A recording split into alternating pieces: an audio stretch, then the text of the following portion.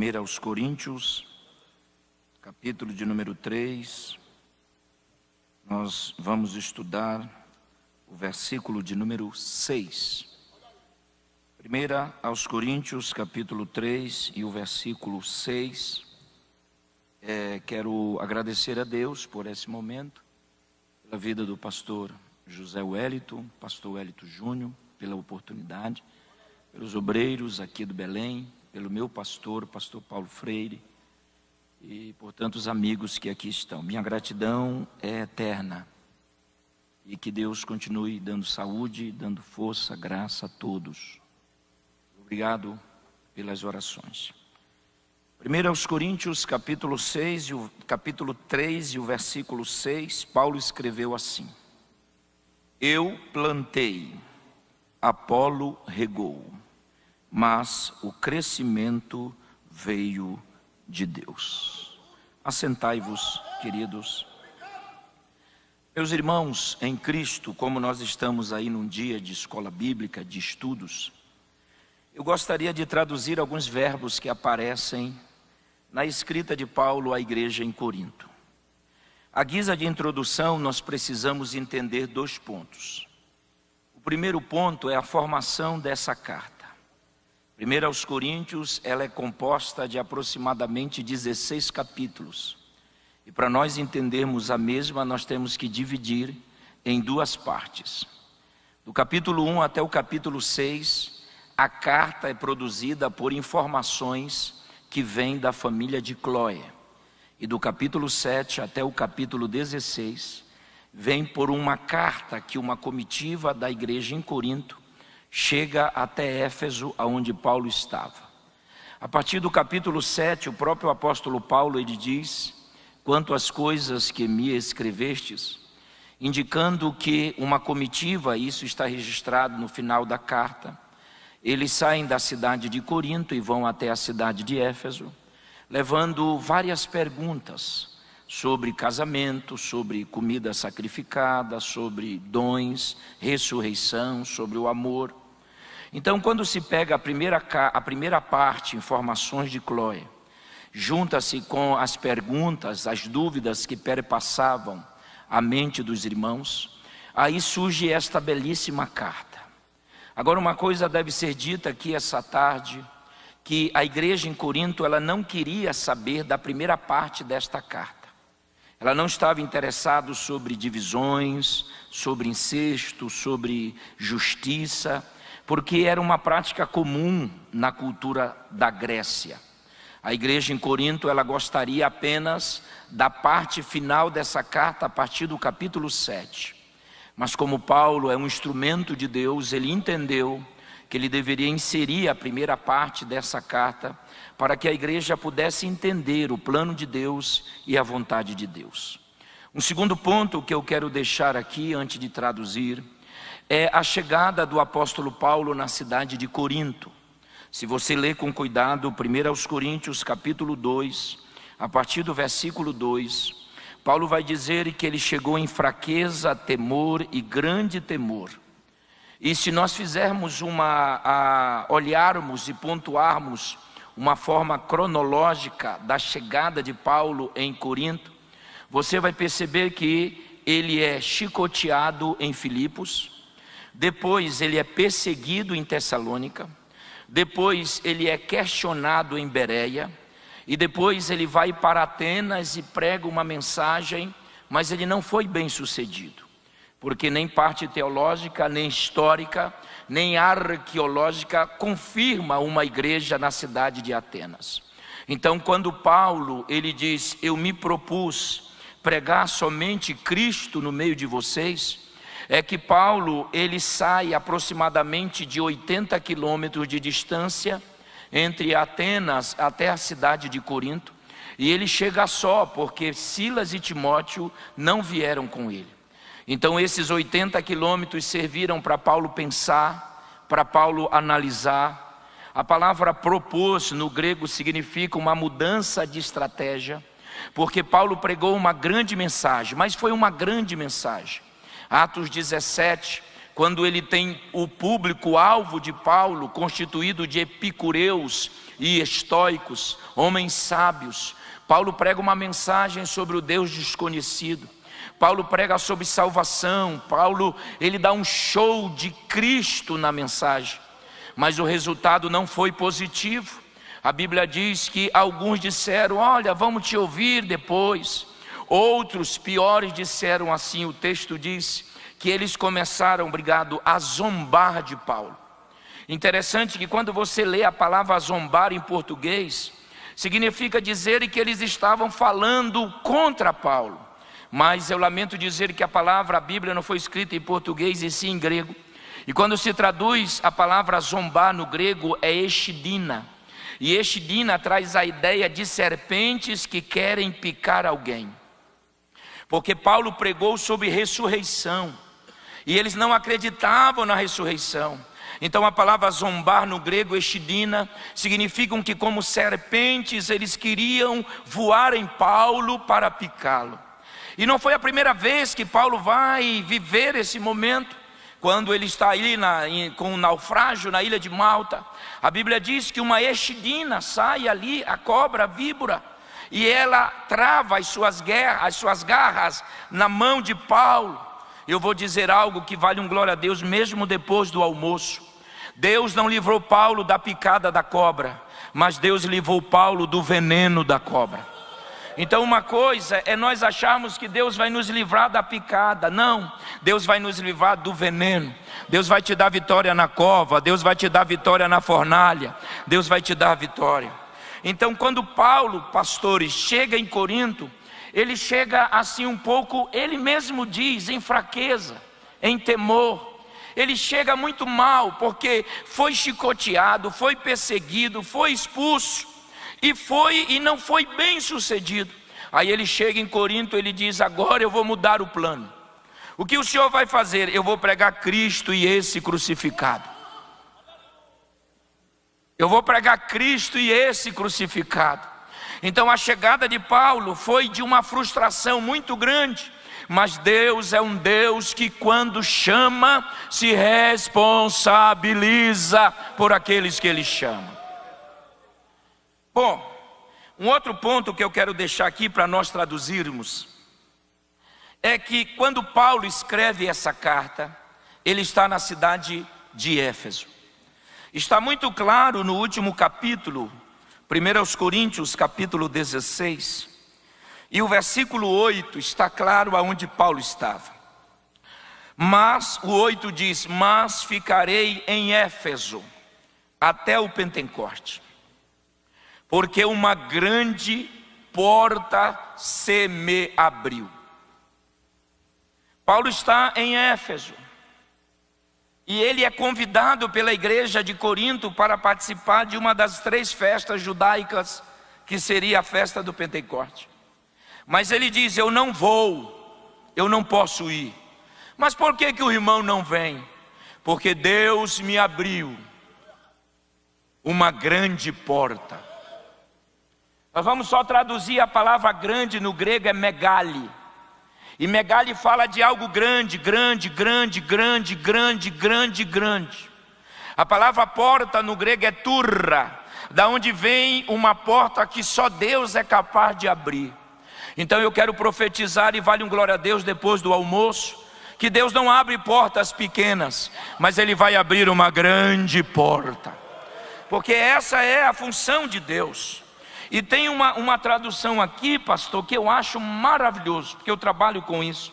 Paulo diz assim: porque uma grande porta seme. Se você olhar a palavra seme no grego é moi. E moi está associado a sonhos particulares, a realizações particulares, a aqueles sonhos que ninguém sabe, só você e Deus. Aqueles objetivos que ninguém sabe, você não comenta com ninguém, para ninguém. Mas Deus, Ele é poderoso para realizar esses sonhos particulares. Qual era o sonho de Paulo? Paulo no ministério, desde 9, ele tem um sonho: chegar em Éfeso. E é por isso que o texto diz que por 3 anos, a cidade que Paulo mais ficou, aleluia, ele tinha um sonho de chegar. Porque todo mundo que está no ministério tem sonhos, quer chegar em algum lugar. E nós aprendemos que Deus é poderoso, Ele vai te levar, porque quem te prometeu é fiel. Dá para dar glória a Deus aí? Quem fez a promessa é fiel. Então Paulo está em Éfeso. E agora, Paulo está sendo informado de uma situação difícil na igreja. Eu queria olhar com vocês alguns verbos e terminar. Se você for no capítulo 1 de 1 aos Coríntios, Paulo começa a tentar resolver um problema que está anexado na igreja. Mas eu li o versículo 1, diz assim, Paulo, apóstolo e o irmão Sóstenes. Opa, eu daria um glória a Deus. Quem é esse Sóstenes? Se você chegar em Atos 17, foi esse que levantou uma perseguição contra Paulo e tentou apedrejar Paulo. Mas agora ele se converte e está do lado de Paulo, ajudando Paulo no ministério.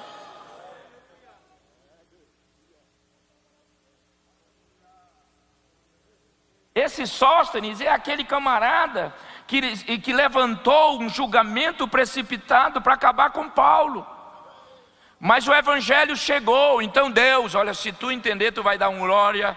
Deus é capaz de pegar o teu inimigo e transformar em um amigo fiel a você. E ele já chama de irmão Sóstenes. Aleluia. Ô glória. Aleluia. E ele vai falar no verso 5. 1 Coríntios 1:5 diz, olha como ele tenta resolver o problema. Ele diz, em tudo vocês foram enriquecidos nele. Essa palavra riqueza, ela precisa ser destacada, pois essa palavra riqueza vem do grego plosios. E plosios fala de alguém que é muito, muito, muito, muito, muito rico.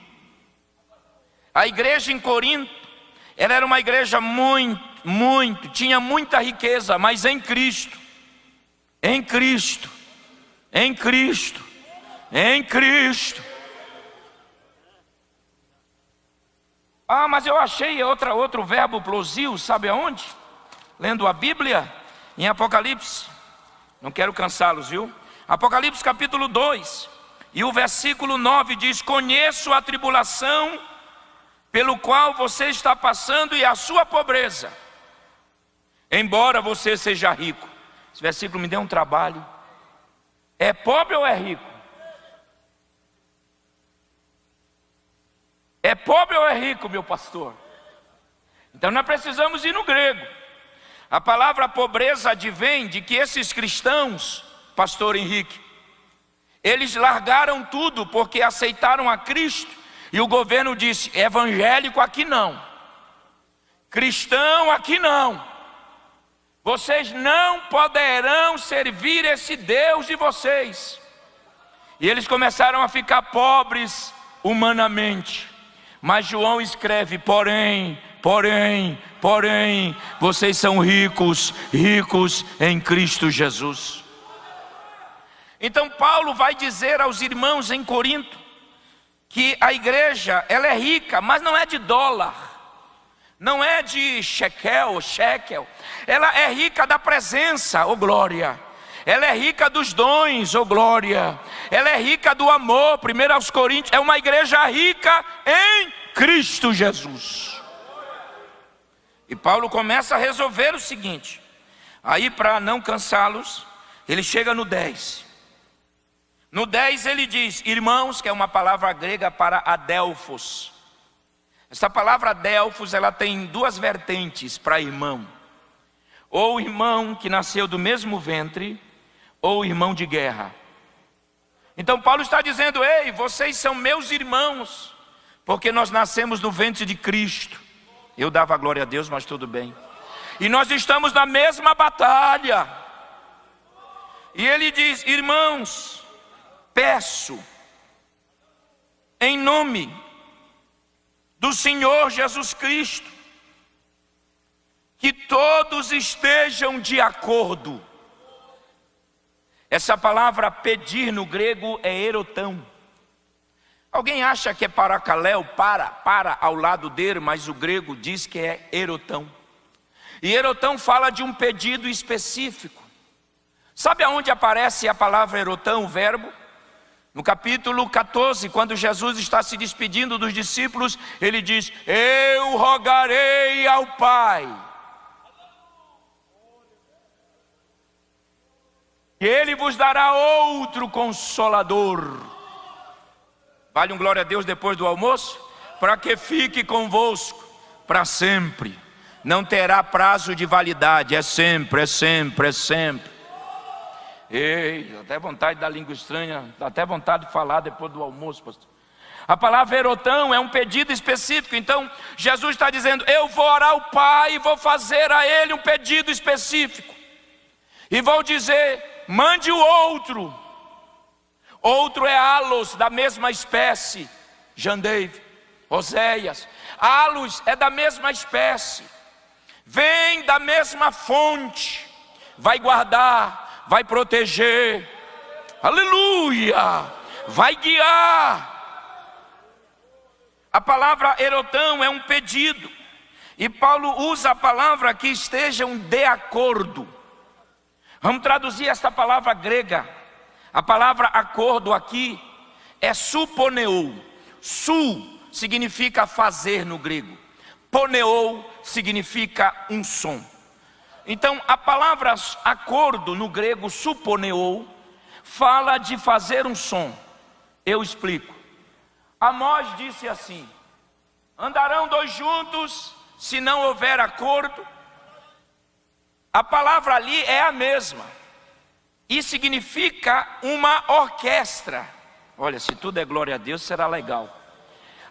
Para Paulo, a igreja em Corinto era uma grande orquestra.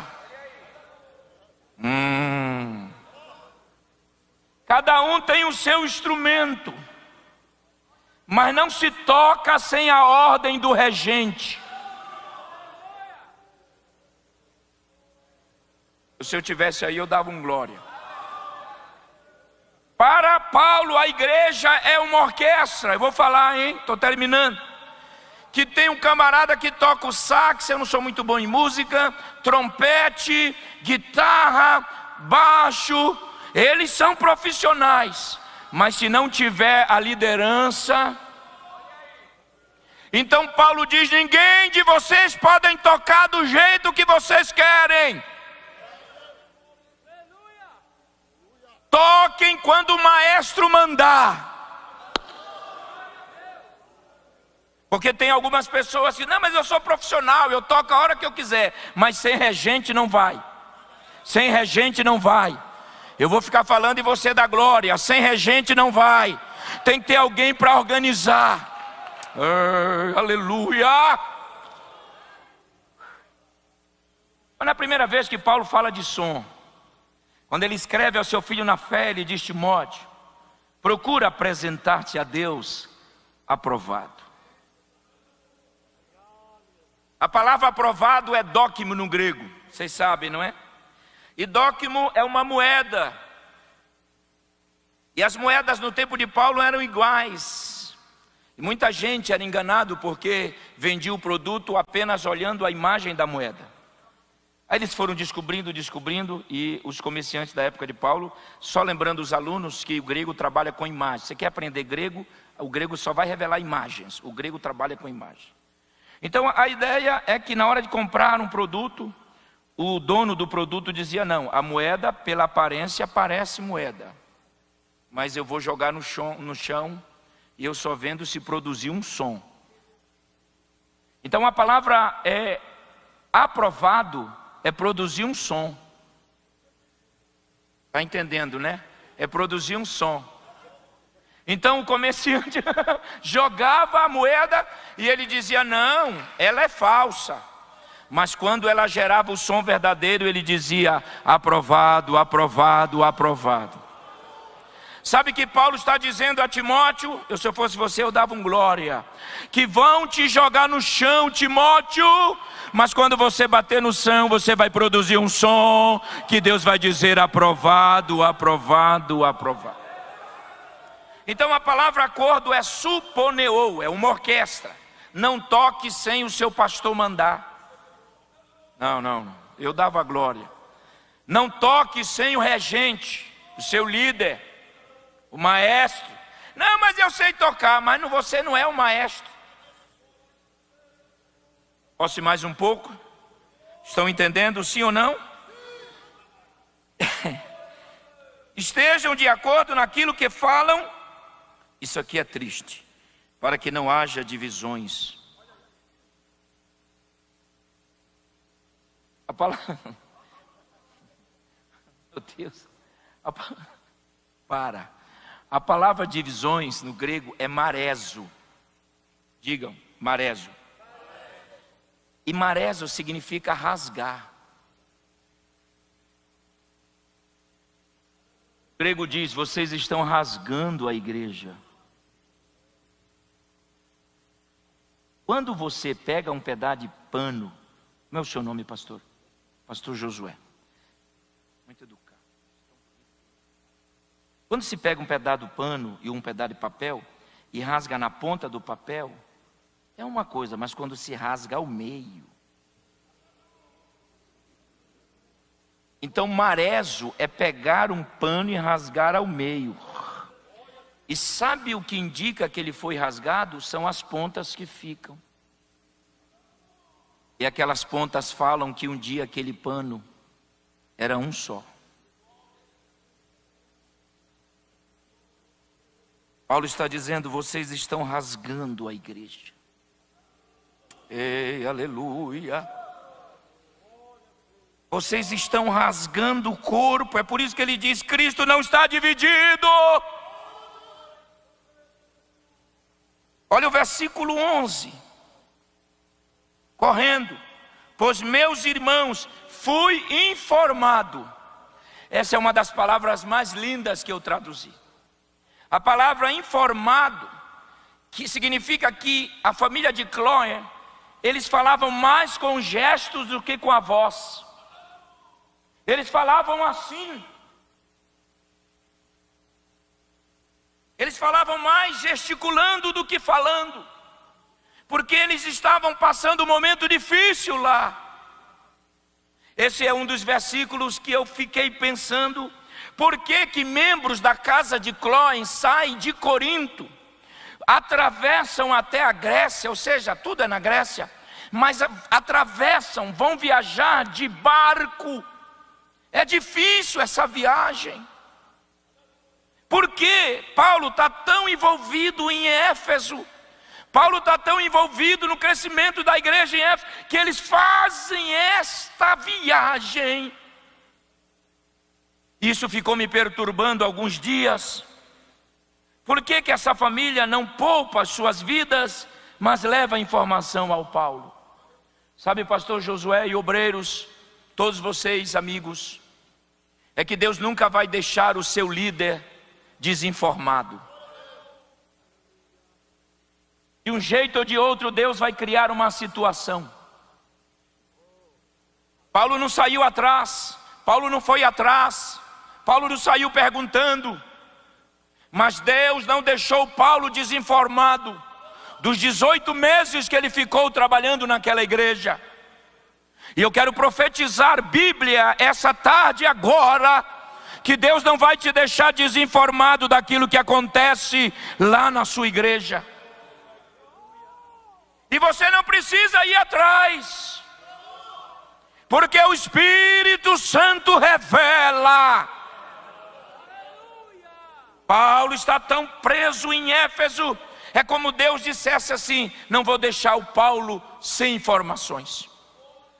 E é por isso que ele diz, fui informado que há divisões, brigas. Esta palavra é forte, pois a palavra briga no grego é ericheia. E ericheia significa partidos, briga. E essa palavra ericheia aparece em Filipenses 2, Quando Paulo escreve à igreja em Filipos, ele diz: não façam nada por partidarismo. A palavra partidarismo no grego é ericheia. Não façam nada por vanglória. Eu estou sentindo uma graça. A palavra vanglória é kenodoxia. Significa algo vazio, uma glória efêmera, uma glória que não vem de Deus. Sabe quem foi o pai da kenodoxia? Foi Lúcifer. Olha, eu dava um glória a Deus depois dessa. Todas as vezes que Lúcifer se olhava no espelho, ele via uma glória, mas ele pensava que era dele, mas era de Deus na vida dele. Porque a glória de Deus é poderosa, é maravilhosa. Dá para levantar a mão e dar glória a Deus essa tarde? Então Paulo está dizendo não. Só que lá em Corinto nós temos, só que aqui nós não sabemos de muita coisa em Filipos. Mas Paulo diz: eu estou sendo informado que a briga, um diz eu sou de Paulo, coitado, eu sou de Apolo. Ou Pedro nunca passou lá, irmão, nunca foi. Mas como ele é um dos protos, né? Primeiro no grego é protos, vamos envolver Pedro na história e coloque Cristo. Uma pergunta e eu já estou concluindo, pastor. Qual foi o motivo dessas divisões na igreja? Vamos lá pensar um pouco, um minuto. Será que é de ordem doutrinária? Será que eles pregavam diferente um do outro? Claro que não. Não. A mensagem de Paulo era de Apolo. Eles aprenderam com Cristo. Então não é doutrinário. Não é. Ah, eles estão aqui porque o Paulo prega aí. Não, eles pregam Cristo. Então não é doutrinário. Eu entendo que o motivo, pelo grego, é a lei da comparação. O grande problema é quando a gente compara. Ah, mas o outro fala assim. E esse fala assim. Vamos imaginar o pastor Paulo muda um obreiro. Aí ele chega na congregação, alguns membros dizem: ah, esse é tão calmo, o outro é tão agitado. Aí já começa o princípio de divisão. Ah, mas esse camarada, o outro cantava hino da harpa, esse não canta. Aí começa aquelas conversinhas silenciosas no pé de ouvido, entenderam ou não? Aí começa a gerar, tomara que o pastor traga de volta o outro. Mas o outro agradou um grupo e não agradou o outro. Não se compare, irmão. Eu tenho o meu jeito, você tem o seu. Pastor do Hélito tem o dele, pastor Paulo, pastor, todo mundo.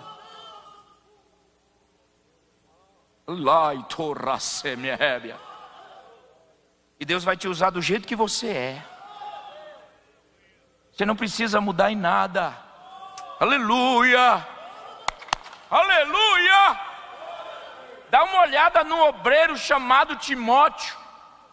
Dá uma olhada em Timóteo. Timóteo foi criado com a avó, com a mãe. Paulo escreve em 2 Timóteo 3. Paulo diz: desde a tua infância tu sabes as sagradas letras. Esta palavra letras no grego é gramata, da onde vem a palavra moderna gramática.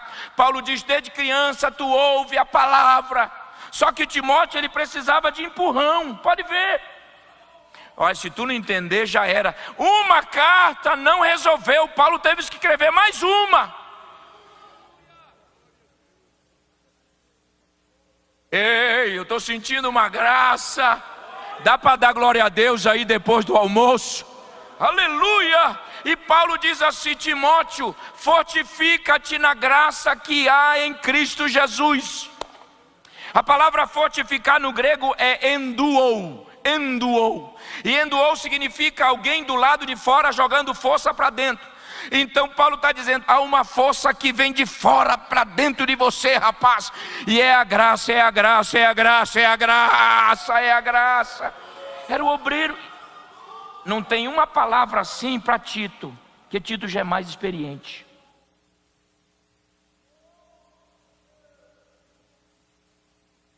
A lei da comparação é triste. E ela vai gerando. Não compare. Não diga: mas o outro era mais cheio, eloquente, como chamam. O outro é mais calmo. O importante é que Deus está dando crescimento. Aleluia. E eu vou terminar.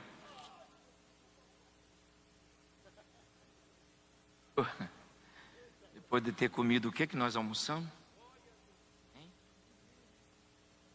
Virada paulista, pastor. Chegou, estou suando. Estou suando. A pressão 23 por 19, não aguento. Mas depois dessa pequena introdução, eu queria só analisar como é que Paulo vai resolver esse problema, tá? No capítulo 1 nós temos 4 grupos. Já no capítulo 3 só aparece 2. Cadê o de Pedro? Não tem. E o de Cristo também não tem. Significa dizer-lhes que o grande problema está girando em torno de Paulo e de Apolo.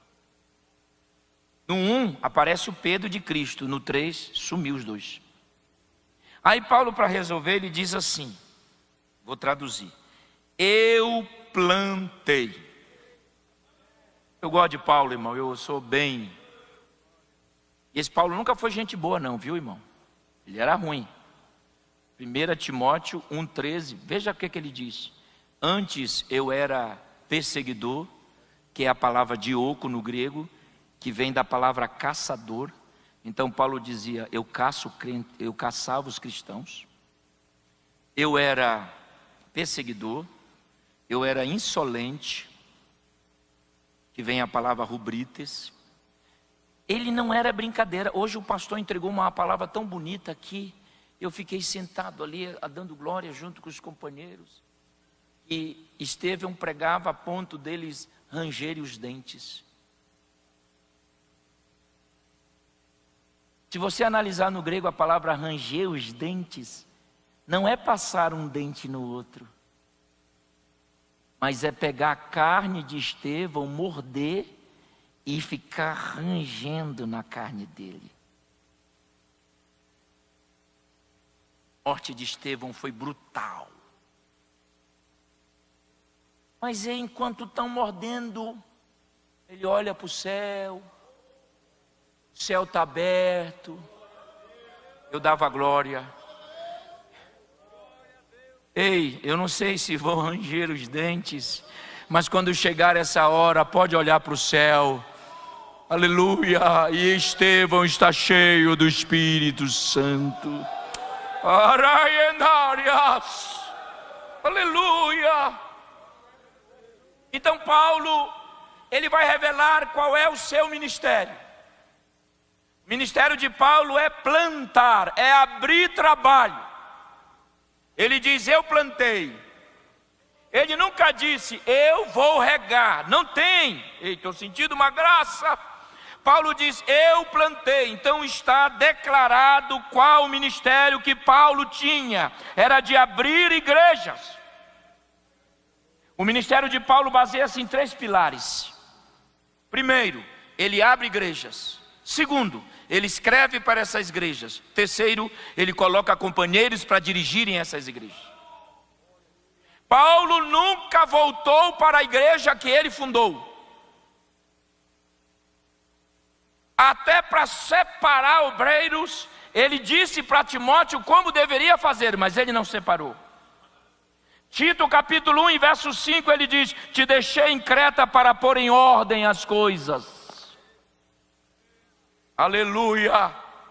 Quando eu entendo o meu papel no reino, eu não atrapalho ninguém. Quando eu entendo o meu papel no reino, ei, dá glória a Deus depois do almoço aí, vai. Quando eu entendo o meu papel no reino, Paulo diz, eu plantei. Paulo nunca recebeu apenas da igreja de Filipos 3 vezes oferta. Atos 18 diz que ele trabalhava, chegou lá em Corinto, encontrou o casal expulso, também o Áquila e Priscila, ambos eram profissionais, era o tecton no grego, que vem da palavra tecnologia, e eles eram fabricantes de tenda. Não é só tenda, eles consertavam bolsa, chinelo, a palavra tecton é muito ampla no grego. E é interessante que Paulo disse assim, quando chegou Silas e Timóteo com a oferta, aí ele diz, então agora eu vou dedicar-me 24 horas ao Evangelho. Então Paulo, ele recebia a oferta desta igreja. Mas Paulo, ele abria.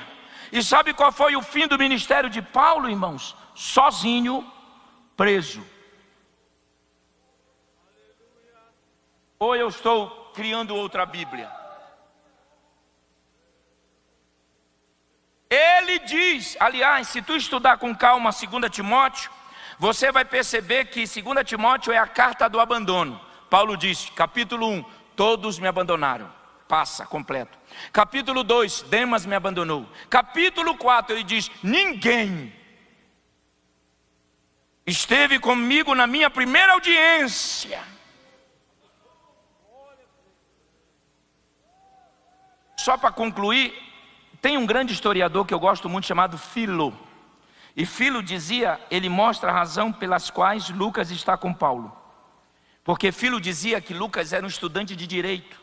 E como estudante de direito, ele está com Paulo porque ele está compondo, escrevendo o livro de Atos, que seria uma peça na hora do julgamento de Paulo para provar que Paulo só fez o bem. Já pararam para pensar porque em Atos 9, 10 até o 26 só dá Paulo? Só dá Paulo. Mas Paulo diz, ninguém esteve ao meu lado. Porém, o Senhor esteve ao meu lado. Eu não sei qual é o final do meu ministério, porque eu viajei 30 anos, eu já estou com 53, e hoje eu tenho uma esposa que teve um AVC isquêmico há 7 meses atrás. Ela está transformando-se em um bebê a cada dia. 3 veias sangrando na mente dela, e hoje eu vim ontem de São Carlos, eu estava com o pastor Eli. Eu estou muito disposto a atender só São Paulo, o interior. Não quero mais viagens longas, que eu não tenho como deixar ela mais nessa situação. Eu não sei se eu vou parar, como é que vai ser, porque ela era tudo, era a base, o pastor Henrique sabe disso. E hoje eu tive que assumir tudo, casa, cozinha, compra, não sabia nada. E ela está transformando-se em um bebê. Eu não sei como é que eu vou terminar. Ninguém sabe aqui como é que vai terminar. Mas todos podem te abandonar. Mas tem um.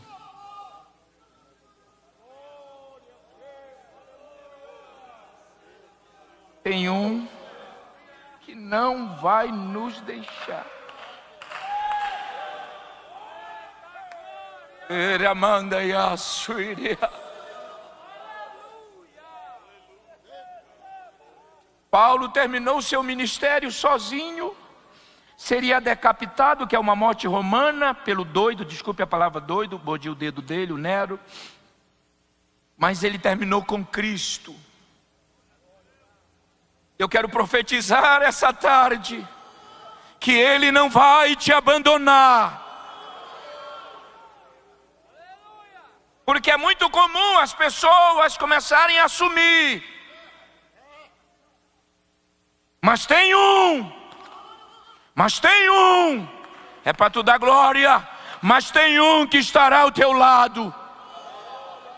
É por isso que Paulo, ele disse assim, temos echomai no grego, guardado, temos um tesouro.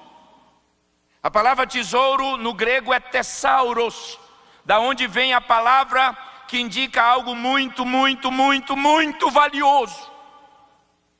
Só que esse algo, pastor, muito valioso, está em vaso de barro. Eita, eu estou sentindo uma graça. A palavra barro é ostraquinos, ostracos. Quem estuda a crítica textual sabe que ostracos era um elemento de escrita na época. Lembram? Lá nos primórdios, o barro mole, escreviam, colocavam debaixo do sol, esquentava e era uma matéria de escrita.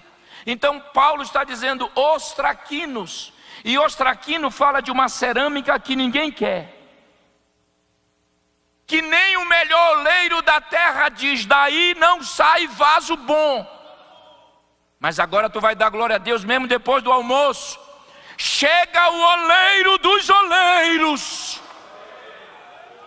Eramanda yakandoyas. Uinaramahaye kamandou.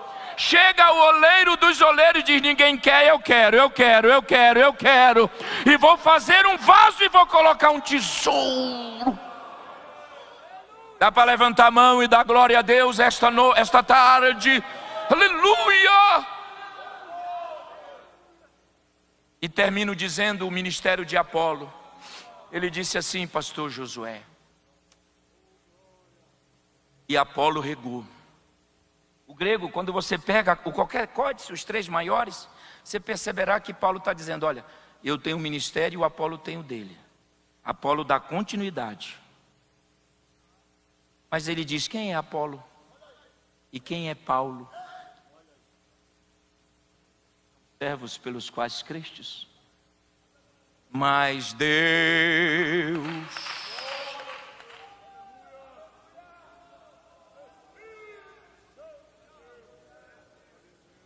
Deus vai dar crescimento em quem abre, e Deus vai dar crescimento de quem dá continuidade.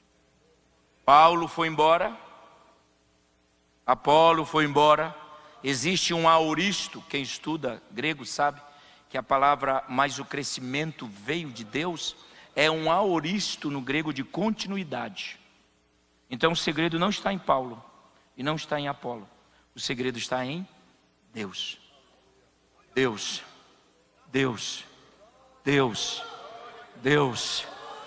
Vai dando glória a Deus aí, companheiros. Deus.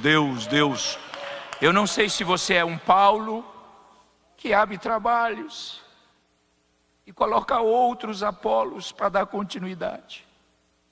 Mas Deus vai te usar, Apolo. E Deus vai te usar, Paulo. E Deus dará o crescimento para que o seu nome seja glorificado.